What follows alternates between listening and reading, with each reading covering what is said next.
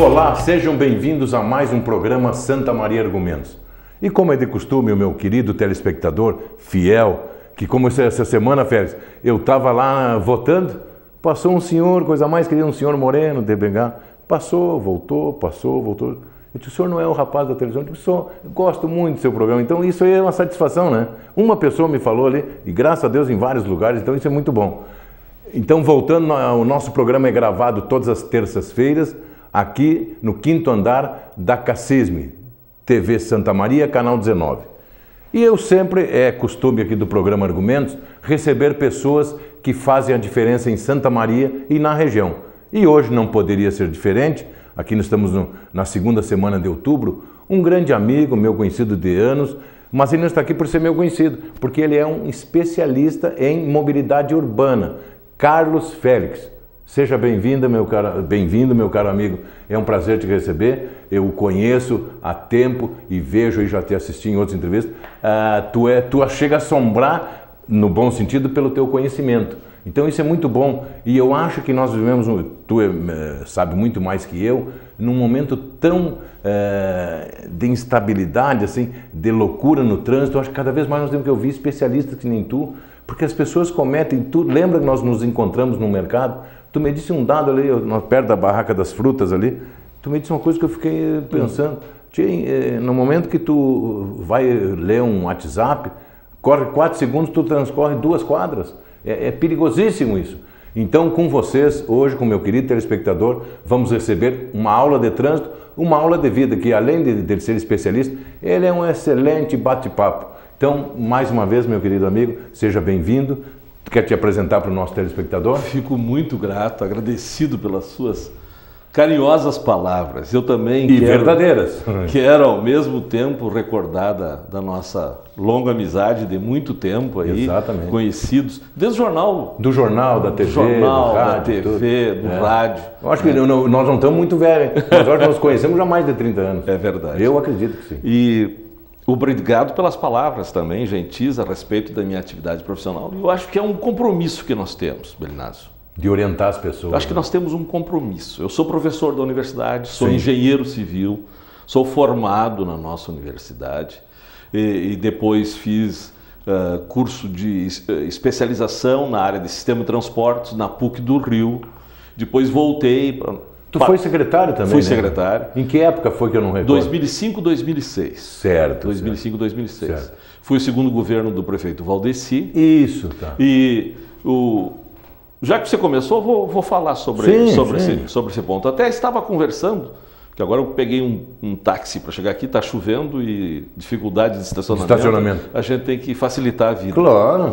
E o táxi lembrou de mim e disse, mas que coisa boa, como foi bom o seu tempo. Que legal. Claro, mas as coisas mudaram, né? E eu disse para ele, ele lembrou que eu tinha muitos projetos na época. São projetos que, felizmente, foram bem aceitos e continuam até hoje se desenvolvendo, e dos quais talvez o principal deles seja a elaboração do Plano Diretor de Mobilidade Urbana para Santa Maria. As bases são tuas. As bases são lá. Então veja só, estou falando isso para dizer que na época, 2005, 2006, certo, ninguém falava que um plano de mobilidade ia ter a obrigatoriedade que tem hoje. É que não tinha todo esse... Já estava crescendo a frota, já estava crescendo. Mas não esse absurdo. A obrigatoriedade, que eu digo legal, até mesmo para transferência de recursos da União. Sim. Então, naquela época, nós tivemos uma visão, claro, de futuro e propusemos o plano para delinear o crescimento, para proporcionar melhores condições, para tentar organizar melhor, para pensar como é que são as coisas. Porque você bem sabe que como nação executiva, Belinazzo, a gente está o dia inteiro ali naquela correria, e daí começa aquela coisa lá, aqui tem que abrir um estacionamento, esse sentido de rua tem que inverter. Tu é absorvido pelos incêndios diários, pelos incêndios. No bom. E, na verdade, a gente quase que é movido por capa de jornal, né? Exatamente. Ou por notícias recentes. E um buraco tá lá, tu vai ter que resolver. Aí tu corre aqui, corre ali. Corre lá, e não planeja. Mas tu conseguiu. E não planeja. Então eu propus. Nós tínhamos um financiamento do Banco Mundial. Tu cuidava o dia a dia? Cuidava o dia a dia. E eu pensei, nós temos que pensar no futuro. Porque naquela época, nós tínhamos... 12, 13 anos? 13 anos, 13 nós anos. tínhamos aproximadamente 60 mil veículos. Hoje nós temos quase 100 mil a mais. Nossa Senhora! 100 mil veículos a mais. Um crescimento vertiginoso. E até alguns dados mostram, eu peguei alguns dados porque é interessante. Olha só, recente mostra, e já que estamos falando de veículos, nós vamos misturando os assuntos aqui. Não tem problema. A frota de veículos dobra em Santa Maria, isso foi em 2016, saiu lá um dado. O número passou de 2016, de 2001 para 2015, passou lá de pouco mais de 50 mil, mais que dobrou, né? Para 146 mil. Nossa e hoje Senhora. nós estamos com 150 mil. Não é diferente de todo o resto. Olha só, a frota de veículos no estado do Rio Grande do Sul aumentou 14 vezes. Tá louco. Vezes 14 vezes. Mais do que a população nos últimos 10 anos. Olha só. De 2008 a 2017, portanto até o final do ano passado, o número de veículos no Rio Grande do Sul aumentou 58%, 60%. Tu vê como... Enquanto a quantidade de habitantes no estado foi ampliada em apenas 4%. E os caras aumentaram 14 vezes. 14 vezes. Tá louco. Isso quer imagina, dizer... tu foi um visionário realmente naquela época. Porque tu imagina com esse crescimento assustador, uma cidade sem o mínimo planejamento. Por uma visão vira um caos. Por uma visão técnica. E assim mesmo com planejamento não é fácil, né? Não é fácil, né? Imagina sem nada. Hoje há uma falta clara de recursos para serem investidos no setor. Isso tanto, e nós podemos mais ou menos assim delinear algumas coisas. Nós temos uma falta de recursos, tanto do ponto de vista municipal, quanto do ponto de vista do Estado e do país. E aí nós entramos em alguns dados, porque felizmente, passado algum tempo, foi desde a época do GEIPOT, EBTU, você deve lembrar dessa coisa, que nós tínhamos perdido mais ou menos o enfoque de planejamento. E tanto no Estado quanto no Brasil foram feitos planos logísticos. No Rio Grande do Sul foi feito o PELT, o Plano Estadual Logística e Transportes, concluído no final do ano passado, e que mostra, por exemplo, alguns dados que vai conduzir a nossa conversa sobre acidentes, por exemplo.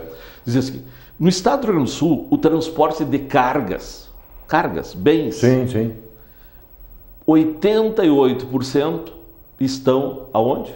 Nas rodovias. Nossa Senhora. No Brasil, 66%. É um número muito alto. Então, por isso que as estradas viram um inferno. Começa por aí. Tu joga tudo para as rodovias. Tudo.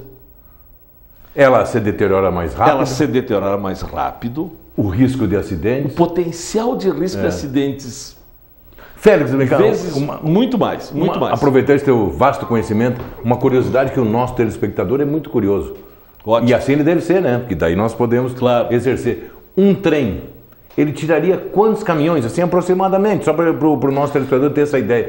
Depende do tamanho do trem. Tá, mas um trem porque assim, hoje, médio, tiraria quantas jamantas da 100. estrada? Pô, tá bom.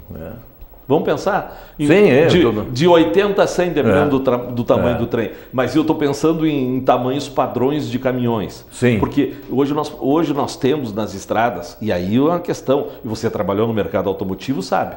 É uma visão de quê? De oportunidade, de nicho de mercado. As empresas vão lá e identificam o quê? Olha, está se transportando tudo pelo meio rodoviário. Nós temos um caminhãozinho pequeno. Quem sabe a gente coloca um bitrem, um tritrem no mercado. Daí o que acontece? Como nos falta, e é um dos fatores talvez essenciais, tanto para fiscalização quanto para manutenção, nos falta fiscalização. Sim. Que leis existem, né? Nos falta fiscalização.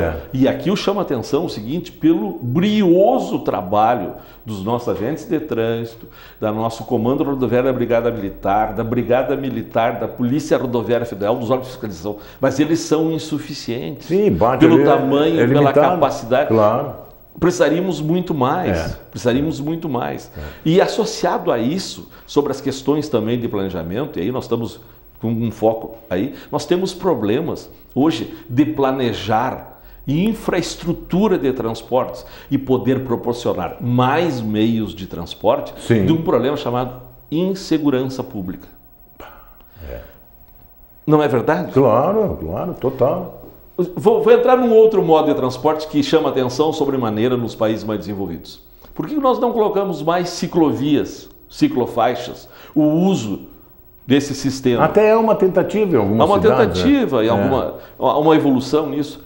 Porque como é que as pessoas vão usar em determinados horários, até mesmo à noite? Não tem. Rouba a bicicleta, te dá uma facada, te dá um tiro. Como acontece, tu vê nas manchetes toda hora em Porto Alegre, São Paulo. Toda hora. Então, nós vivemos num estado de insegurança e isso gera dificuldades para você implementar outras atividades. O nosso sistema de atividades, que aí eu fiz questão de pontuar algumas coisas aqui, eu queria falar para ti o seguinte.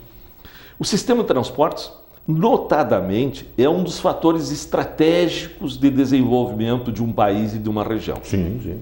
Tem uma reportagem, há pouco tempo, que você pode ver aqui, ó, no Diário de Santa Maria, Estradas, na contramão do desenvolvimento. Eu tive a honra de ser o consultor dessa. Há décadas à espera da implementação. Nos falta acesso asfálticos às principais sedes municipais. Principalmente que nós somos aqui ricos no interior em produção agrícola, como é que tu vai distribuir os teus produtos? Olha lá, algumas coisas aqui que eu coloquei aqui. Postura mais efetiva. E digo o seguinte, nós temos um trecho aqui, estou te passando, nós temos um trecho aqui, e aí eu quero mostrar um outro elemento aqui, nós temos um trecho aqui, a ligação.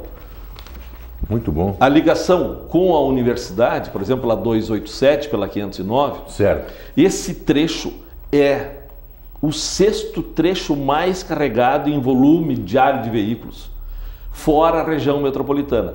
No PELT, no Planejamento Estadual do Estado do Rio Grande do Sul, mostra lá quais são os trechos mais carregados. Os trechos mais carregados, os 5 primeiros trechos são da região metropolitana. Sim, e o primeiro trecho fora da região metropolitana é esse trecho aqui.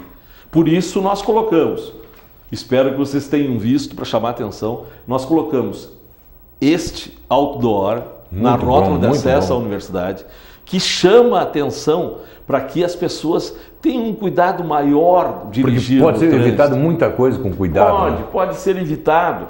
Então, como eu estava falando na questão estratégica, quando nós temos uma questão estratégica, nós temos corredores estratégicos de desenvolvimento, rodovias, e aí nós entramos num outro ponto que eu quero chamar a atenção, que é a questão, principalmente no Brasil, porque nós não queremos que pare a produção, nós queremos que as pessoas tenham a maior facilidade de acesso para poder realizar suas atividades. Certo. Né? E isso se chama logística. Sim. E os custos logísticos do Brasil são custos que superam muito dos outros países. Nós temos, portanto, um problema associado ao custo logístico, um custo embutido nos produtos, e isso dificulta a nossa competitividade, até mesmo internamente no país. Alguns dados recentes do jornal Valor Econômico mostram lá, logística, ou seja, o custo logístico a mais, custa 15,5 bilhões a mais em 2 anos, com infraestrutura precária e restrições urbanas ao uso. Senão o país não avança a sua produção industrial. E mais recentemente, eles colocam lá um dado que me chama muita atenção, que diz o seguinte, é urgente, nós estamos numa época de eleição, nós estamos numa época em que nós estamos elegendo nossos representantes, nossos gestores públicos. Elegemos uma grande parte. Exatamente. Ficou só a cabeça. E aqui diz, é urgente evitar o colapso da infraestrutura de transportes.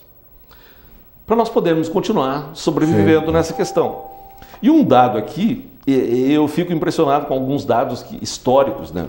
O passado nos persegue, a reportagem diz.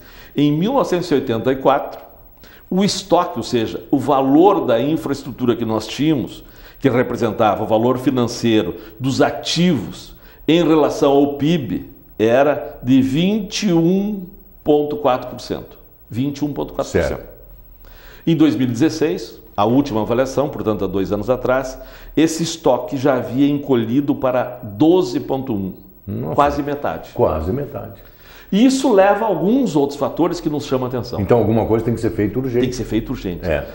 Os especialistas recomendam o seguinte: nós estamos investindo, identificam que nós estamos investindo em torno de 0,2% do PIB em infraestrutura. Certo. Nós deveríamos... A infraestrutura como um todo. Tá. Como um todo. Infraestrutura. Rodovia, ferrovia, hidrovia, aerovia, instalações aeroportuárias, dutovias, de todos os modos de transporte. Certo. Né? Mas só que nós temos que prestar muita atenção para o transporte rodoviário, que é o nosso principal uso. Nosso principal uso. E identificam isso aí e tem uma previsão seguinte, que nós deveríamos estar investindo entre 2,5% a 3%, portanto 10 vezes mais do que estamos investindo, para que não piore a situação e fique mais ou menos equilibrado daqui a 25 anos. Não é para... Não é para agora. Tu vê, só para evitar o mal maior. Mas agora o mal maior é o tempo. O mal maior é o tempo. O Ademir está me fazendo sinal lá que o primeiro... Tu vê um papo agradável? Que coisa já foi boa. O primeiro bloco aqui. Tão rápido. Claro, nós mas também muito mais para tu falar. Fala bastante. Um minutinho, meu querido telespectador. Um breve intervalo e nós já voltamos.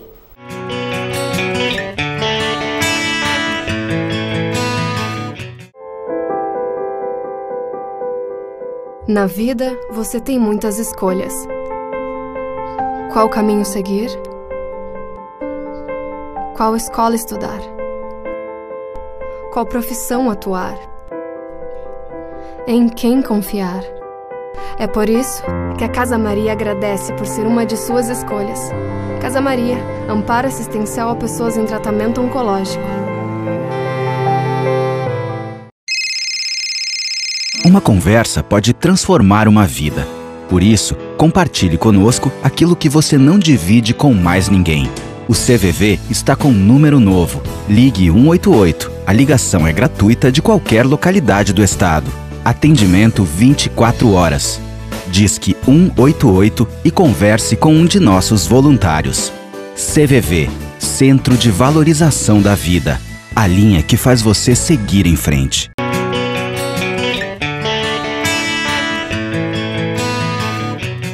Olá, sejam bem-vindos ao segundo bloco do nosso programa semanal Santa Maria Argumentos. E como quem já estava assistindo está sabendo, quem chegou agora, está chegando em casa, sentou na sala nesse momento, hoje o meu convidado especial é o famoso, simpático, dinâmico Carlos Félix, um especialista em mobilidade urbana e essa figura agradável, bonachão. Nós já demos risada, ele contou história, só que não dá para deixar ele contar a história de pescador, que ele mente, é muito mentiroso, mas só de pescaria. Então, Carlos Félix, o primeiro bloco foi muito legal, muito importante, que tu falou todas as nossas dificuldades de infraestrutura logística, que é muito importante para o nosso Brasil continuar a crescer. E se não for feito nada, não é que ele vai dar um salto de crescimento, pelo menos ele para de piorar. Correto?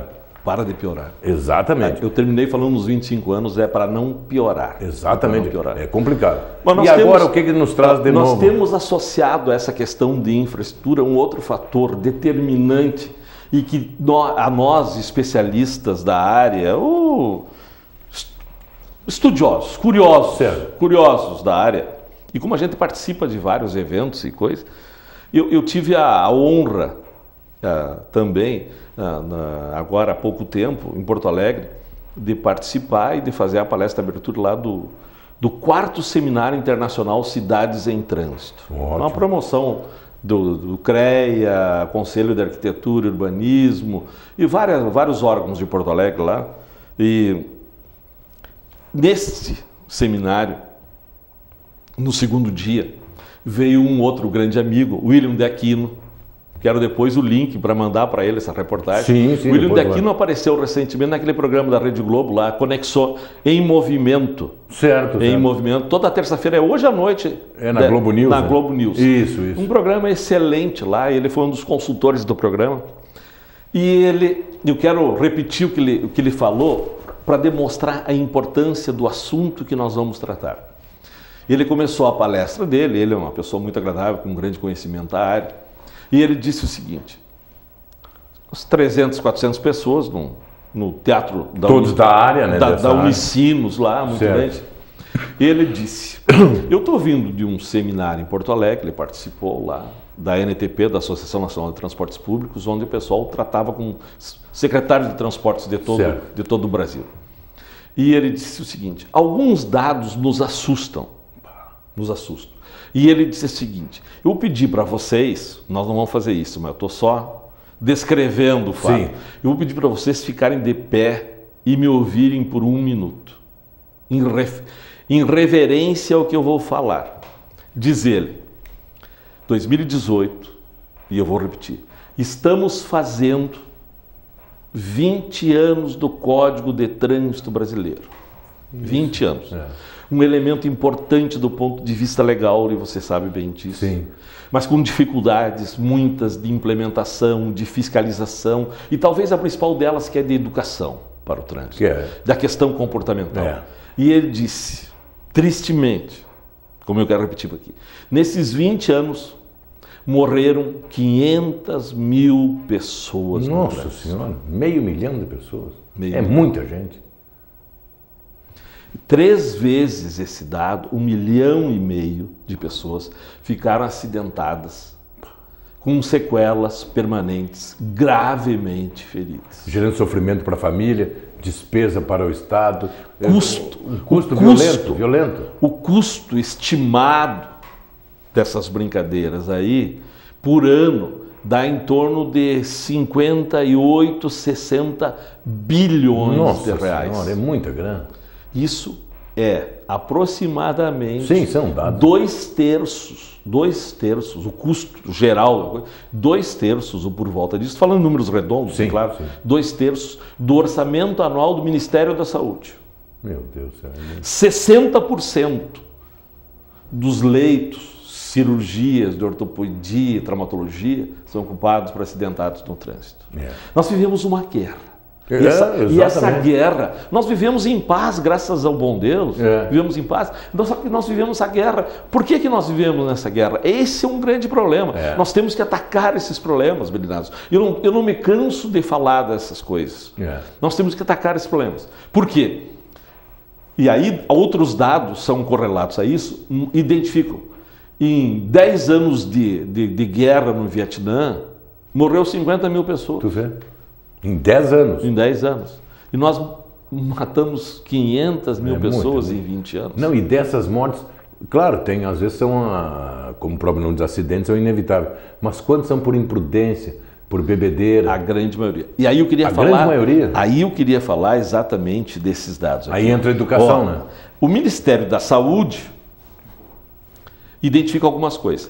Porque nós temos alguns outros órgãos, mas como o Ministério da Saúde é aquele que é diretamente envolvido, porque é aquele que capta, que tem os dados... Batem lá primeiro. Batem lá. Em 2010, nas capitais, nós estamos tendo reduções, mas não reduções significativas. E aí eu quero falar o porquê. Em 2010, a ONU, provocada pela Organização Mundial da Saúde, que identificou que na maioria dos países, nos países chamados desenvolvidos ou em vias de desenvolvimento como o Brasil, em que nós temos um transporte, essas conexões muito fortes, morria por ano 1,2 milhões de pessoas.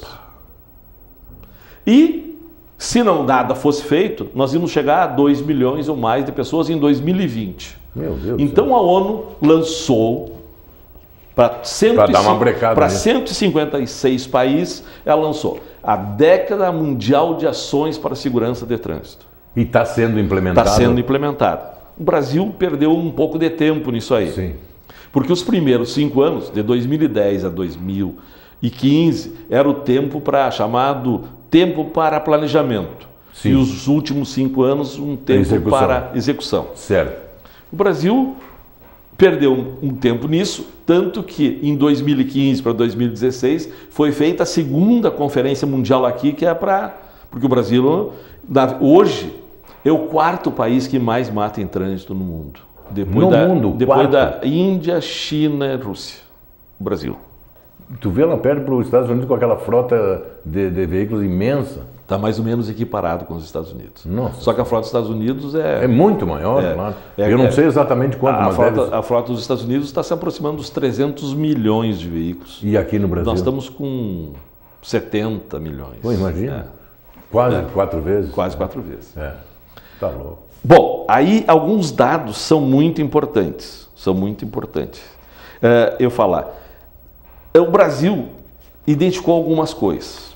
Por exemplo, foi implementado a chamada Lei Seca. A Lei Seca passou por alguns processos, né? Em 2010, em 2010, foi identificado isso e foi estabelecido em 2010, foi visto algumas curvas e foi identificado que tu tinha um fator lá. Tu podia, lembra disso? Podia beber 2 copos de chopp, até 0 ponto qualquer coisa por cento. Depois, aquele velho jeitinho, tolerância. Tolerância. Depois se deu conta de que isso não adiantava. E se partiu, quase que 10 anos depois, 2016, a tolerância zero. Mas tem que ser. Tolerância zero, ou seja, bebeu não pode dirigir. Exatamente. Se for pego por qualquer uma dessas questões. Porque tu não sabe o que pode resultar em cada pessoa. Claro, um copo de vinho, para mim não faz nada, mas para uma pessoa pequena, pode fazer, ou mais fraco, sei lá, para uma mulher. Tomou um remédio, está estressado. As repercussões nas pessoas são muito variáveis, Mas é a mania, né? Desculpa te interromper. É a mania do Brasil sempre fazer remendo. Não pode, é que nem as leis. Não pode, daí vem um advogado, inventa 1000 firulas, daí como a gente vê toda hora, aí é recurso disso, recurso. Eu acho que para o Brasil começar a endireitar, tem que ser, o que não pode, deu, chegou, é 100 firulas. Como foi a tolerância zero com o Rodolfo Giuliani lá em Nova York. Não tem dessa. O cara anda de táxi, já tem lá, se você assaltar o taxista, 30 anos. E é 30 anos de cadeia, não tem mimimi, redução como aqui. Adoro essas porcarias de direitos humanos, adoram reduzir para vagabundo. Não é? Aí não tem. Então o cara bebeu, como sou eu, bebeu, não dirige, pronto. Foi pego bêbado, que isso tem que melhorar ainda, né? Tu assassinou alguém bêbado? Cadeia e pronto. Não, mas daí tem 1000 firulas e não sei o quê. Estão mudando, né? Eu acho que nós estamos caminhando Mas muito bem. lento ainda, né? Talvez lento. Mas nós temos outros fatores agravantes. Então é a bebida que nós estamos falando? Eu vou começar pelo talvez o mais agravante de todos, que é a velocidade excessiva. A velocidade excessiva. Alguns dados assim nos mostram, por exemplo, e a gente sabe como é que é, a gente que dirige, né? Carro bom. Dependendo da velocidade, nós diminuímos nosso campo de visão. Então, as cidades do mundo mais seguras estão diminuindo a maior parte das zonas centrais urbanas para 30 km por hora. E não tem? Não tem. 30 km por hora. Ou seja, os deslocamentos têm que serem muito lentos. Por quê? Aí vem as coisas. Por tu ter uma visibilidade maior, tu conseguir enxergar o teu campo de visão ser maior. E outra situação muito clara. Hoje, a 30 km por hora, um atropelamento, e é muito grave os atropelamentos. Nós tivemos recentemente a comemoração do Dia do Idoso, o Dia Internacional do Idoso. Hoje, os idosos morrem muito atropelados. E a identificação é o seguinte, a 30 km por hora, um atropelamento causa até 10% de óbitos. Estamos falando de dados, não estou falando Estou falando de dados, até 10% de óbito. E, meu caro amigo, não muito mais do que isso, ou seja, ao dobro da velocidade, a 60, e nós já andamos a 60 nas cidades. Sabe qual é a probabilidade de óbito? Dobrar? 80%. Nossa. Então, nós temos que diminuir a velocidade no centro das cidades. Onde passa, é incompatível passar pessoas e termos alta velocidade. Esse casamento não fecha nunca. Esse casamento não fecha. Bom, o segundo problema... Então, primeira velocidade. Primeira velocidade. Na verdade, mais ou menos junto. Segundo, a bebida. A bebida. A bebida que nós falamos, álcool e direção, é aquela história cada vez mais séria, que aqui existe uma série de análises de desempenho em função de você toma um gole, toma 2, quanto de álcool, alcoolemia, o risco, e eu quero falar aqui sobre risco relativo de acidentalidade. Quando nós chegamos lá, na alcoolemia próxima a 0,10, e 0,10 é muito baixo, dali para frente é exponencial o risco, chegando lá a riscos altíssimos. E às vezes as pessoas até me perguntam, por que em outros países existem tolerâncias, aqui no Brasil não existe a tolerância? Nós já falamos sobre essa questão de existência ou não da existência da tolerância. E outro fator extremamente importante, que é hoje identificado como a terceira causa de morte no trânsito, foi esse que você já comentou antes lá, é o uso do celular. O celular, né? Isso... Nós não conseguimos mais nos desprender do celular. E aí o seguinte, vamos fazer uma conta básica. Nós estamos andando a 100 km por hora, aí vai ler a 100 km por hora, isso significa 36 metros por segundo. Nossa.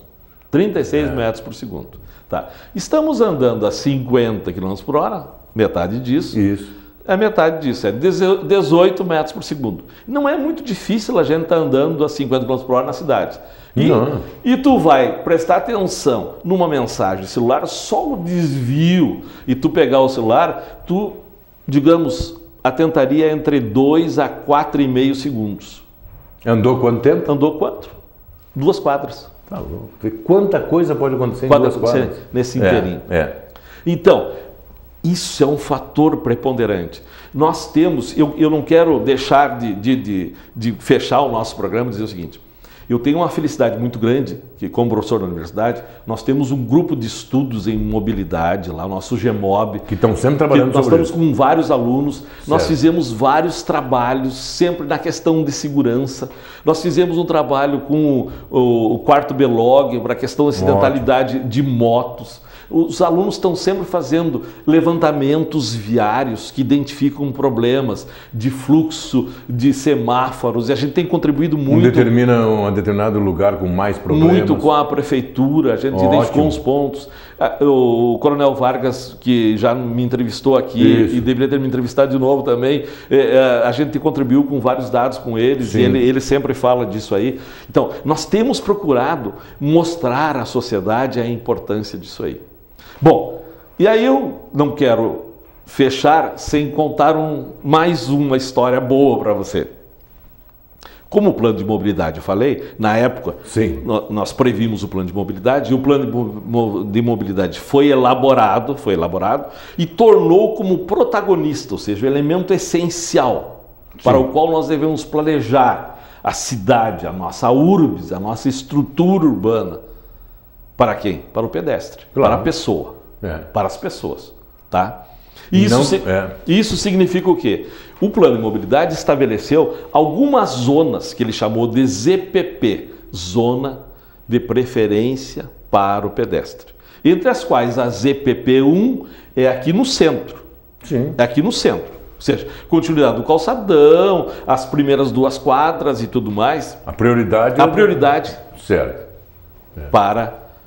Até objeto de um estudo, de um trabalho de conclusão de curso de um aluno meu, do engenheiro Ivan, foi feito algumas modificações. Você pode ver, foi colocada mais uma faixa de segurança em frente ali a ótica Pontelli, ali no calçadão, que antes não tinha só desse lado. Porque a gente identificou, a gente fez um levantamento de as 10 horas mais carregadas, e vou te dizer uma coisa, sabe quantas pessoas passam ali? Não tenho ideia. Quer nem chutar?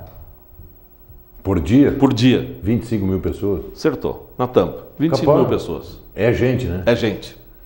E daí... São 25 mil possibilidades de ser atropelado. E aí o seguinte, Belinazzi, o que mais chama atenção é o seguinte, como nós tínhamos só uma transversal na Rua Doutor Bozano e uma transversal na Floriano Peixoto de travessia, 60% dessas pessoas que faziam essa travessia não passavam nas faixas.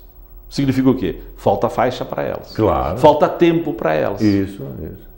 E a ideia foi contribuir nesse sentido. E aí, fechando a questão da contribuição, provocados com outros colegas, inclusive a professora Denise, a professora Denise Saad, que caminha, que mora aqui no centro, e ela, esses tempos, desde o início do ano, ela me provocou, nós temos que fazer um trabalho com as calçadas de Santa Maria, com as calçadas, o tráfego de pedestres, coisa e tal. E nós fizemos uma série de estudos e de levantamentos, e associados com uma ONG de Porto Alegre, chamada Toda a Vida, a gente propôs, e quero que até o final do ano já esteja concluído, executado, um parklet. Que é o que um parklet? É uma área em que há uma probabilidade, na verdade é uma estrutura física para dar convivência para as pessoas. Nós vamos retirar 2 vagas de estacionamento. A Fundação Eni está bancando a manutenção disso, está fazendo isso aí. Então nós vamos transformar. Vai colocar o quê? Essa área, um lugarzinho? É uma área reservada, com arborização, com uso de materiais reciclados, com madeira, com manutenção, bem iluminado. Então, para quê? Para que a gente diminua ali a velocidade nessa segunda quadra da Bozano, porque eu acho que é uma questão, como eu falei antes, se nós retirar os carros, nós vamos tornar o ambiente muito inseguro agora, por uma questão de segurança pública. Sim. Nós temos que manter ainda o movimento de carros por uma questão de segurança pública, mas nós temos que fazer com que esse carro ande por ali com velocidade baixa, com preferência para os pedestres e com preferência para a vida. Essa a nossa intenção. Nós estamos sempre trabalhando para isso. Minha gente, nosso ambiente urbano é de uma qualidade excepcional. Nós temos que transformar isso melhor para nós, para nossos filhos e para a sociedade em geral. Para ter qualidade, né? Ter qualidade de vida. Sem qualidade não avança, não adianta. E a prefeitura, de modo geral, sempre acata bem as sugestões do grupo de vocês? A prefeitura está trabalhando conosco exatamente nesse trabalho. Claro, isso é muito bom. E a prefeitura, tanto é que a prefeitura está propondo já algumas alterações na segunda quadra da Bozano também, algumas modificações. São medidas que a gente tecnicamente chama de traffic calming, que é a delimitação da velocidade. Sim. Né? Porque ali ainda tem muito tráfego de passagem. Aquele tráfego não deve ser de passagem, deve ser um tráfego só de acessibilidade, um tráfego local. Isso. Porque nós, desde há muito tempo, já temos previsto como tráfego de passagem, ou seja, para fazer a travessia, a Rua Duque de Caxias, tem que ser feita, né? Tem que ter continuidade.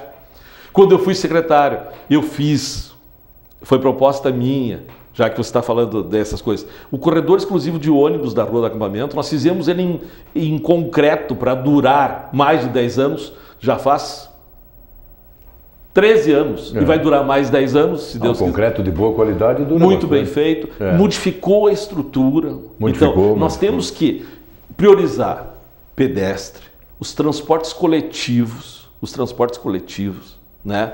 O transporte não motorizado junto com o pedestre, nós temos que ter vias exclusivas ou vias qualificadas.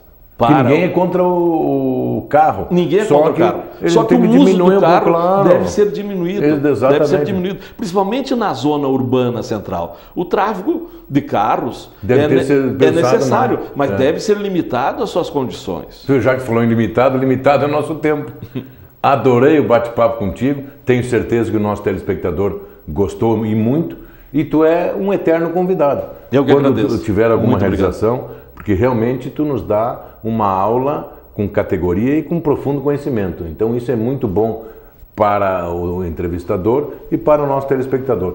Tu fica à vontade, quando tiver um outro projeto, entra em contato com a produção e tu será convidado. Quer deixar uma pequena palavrinha? Nós estamos encerrando o programa. Muito agradecido. Eu fico extremamente agradecido pelo seu convite, por poder estar falando aqui e quero continuar insistindo no seguinte: cuide, a vida é o nosso bem mais importante. Isso aí. Muito obrigado. Obrigado pela tua participação. Meu querido telespectador, obrigado pela sua audiência. Fique ligadinho na TV Santa Maria Canal 19 e até a semana que vem, se Deus quiser.